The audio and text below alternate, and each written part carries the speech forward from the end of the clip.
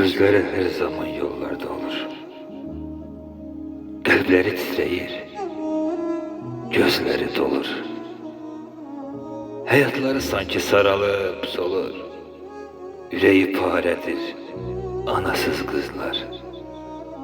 Yüreği paredir, atasız kızlar.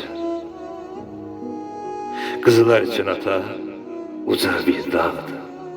Arxadır, ayaqdır, nə qədər sağdır.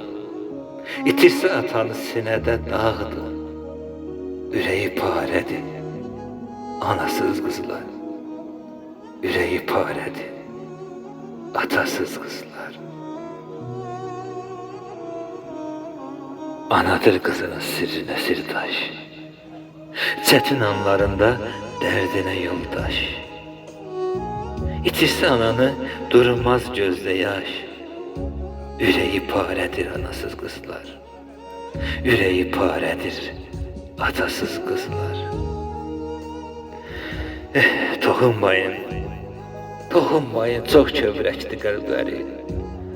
Ata-ana itkisidir dərdləri. Hər bir zaman yaşla dolur gözləri. Ürəyi parədir anasız qızlar. Yüreği parədir, atasız kızlar.